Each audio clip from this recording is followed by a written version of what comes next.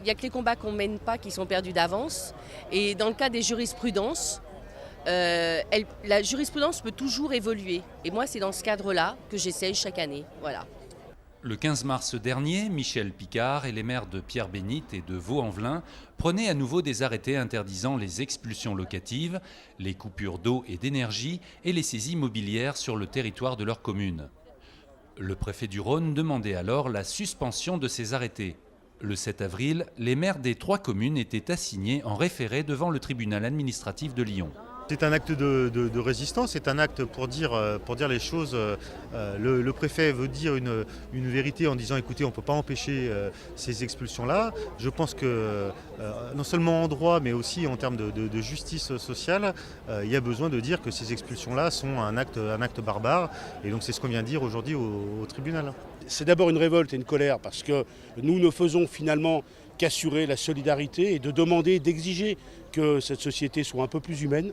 Or, c'est l'inhumanité totale. Et là, les maires qui prennent leurs responsabilités et qui traduisent la solidarité en actes, sont traduits devant le tribunal. On nous reproche des actes illégaux. L'illégalité, en fait, c'est de jeter les gens à la rue sans leur trouver de solution. Depuis plus de 10 ans, à la mairie de Vénissieux, on se bat au quotidien pour lutter contre la misère.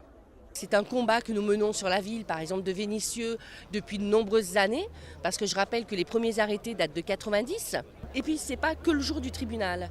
C'est tout au long de l'année, avec les associations, c'est tout un travail social, avec les partis politiques, notamment avec le Parti communiste, où nous ne nous contentons pas de faire du saupoudrage, mais vraiment de travailler en profondeur et de faire des propositions aussi par rapport au prix des loyers, par rapport au prix des produits de première nécessité, etc. Il y a d'autres choix politiques qui doivent être faits pour justement combattre la pauvreté. Rassemblés devant le tribunal, une centaine de personnes étaient venues apporter leur soutien aux élus.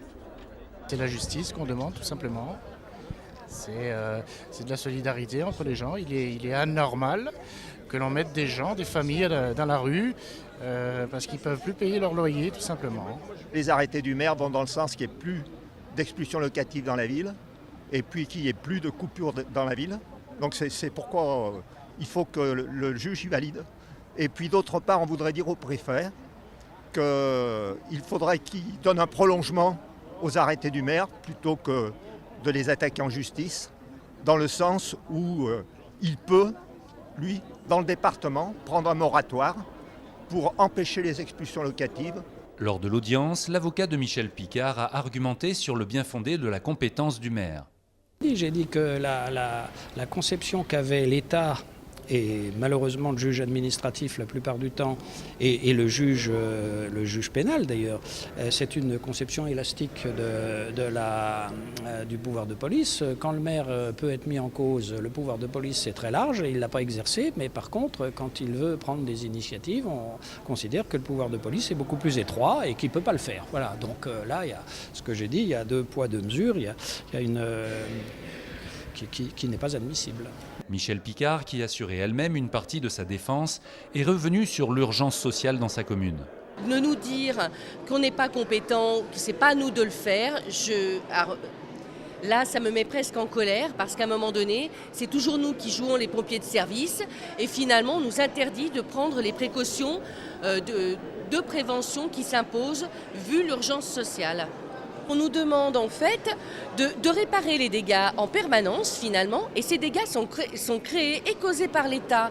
Donc à un moment donné, quand on veut prévenir, quand on veut faire un travail social de qualité, de partenariat, où est l'État ? Le tribunal administratif a suspendu les 3 arrêtés.